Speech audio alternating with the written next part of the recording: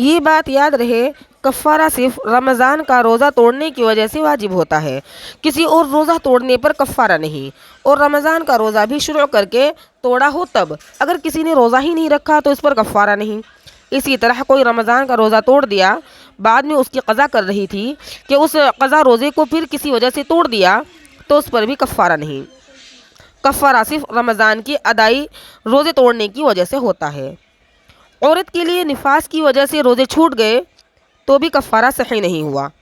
پھر سے روزہ رکھنا پڑے گا۔ عورت پر اگر کفارہ لازم ہو جائے تو اس کے جو حیض یعنی ناپاکی کے ایام جو ہوتے ہیں وہ عذر سمجھے جائیں گے،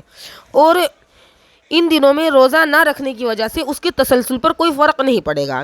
یعنی کفارے کی مسلسل والی قید میں کوئی نقصان نہیں آئے گا، لیکن پاک ہونے کے بعد فوراً روزہ رکھنا شروع کر دے گی اور 60 روزے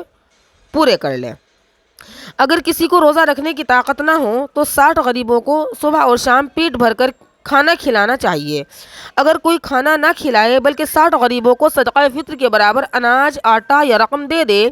تو بھی جائز ہے۔ اگر ایک ہی غریب کو صبح اور شام 60 دن تک کھانا کھلایا یا 60 دن تک ایک صدقہ فطر کے برابر اناج، آٹا یا رقم دی جاتی رہی تو بھی کفارہ صحیح ہو جائے گا۔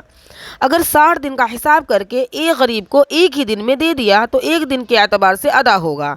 یعنی ایک دن میں ایک غریب کو ایک روزے کے بدلے سے زیادہ دینا درست نہیں۔ اگر ایک ہی رمضان کے 2 یا 3 روزے توڑ ڈالے اور ابھی تک کسی کا کفارہ ادا نہیں کیا تو سب روزوں کی طرف سے ایک ہی کفارہ کافی ہے، اگرچہ قضا ہر روزے کی الگ الگ ہے۔ البتہ اگر یہ روزے ایک رمضان کے نہ ہوں بلکہ الگ الگ رمضان کے ہوں تو ہر رمضان کے روزے کا علیحدہ علیحدہ کفارہ دینا پڑے گا۔ قضا روزے میں صبح صادق سے پہلے روزے کی نیت کرنا ضروری ہے۔ اگر صبح صادق ہو جانے کے بعد نیت کی تو قضا صحیح نہیں ہوئی بلکہ یہ روزہ نفل ہو گیا۔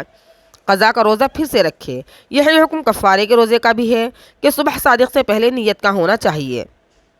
جان کا خطرہ یا بیماری بڑھ جانے کا اندیشہ ہو، اگر کوئی شخص اچانک ایسا بیمار ہو جائے کہ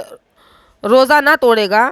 تو جان خطرے میں پڑ جائے گی۔ یہی چیز ہے کہ اگر کوئی عورت اتنی بیمار ہو گئی کہ اگر وہ روزہ نہیں توڑے گی تو اس کی جان خطرے میں پڑ جائے گی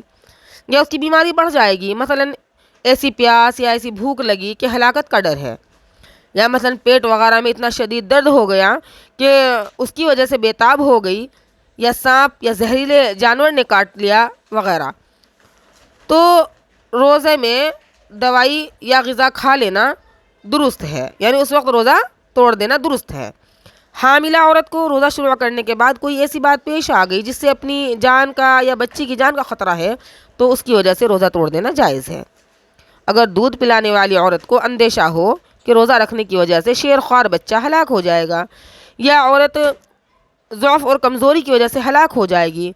تو اس وقت بھی روزہ توڑ دے اور بعد میں اس کی قضا کر لے۔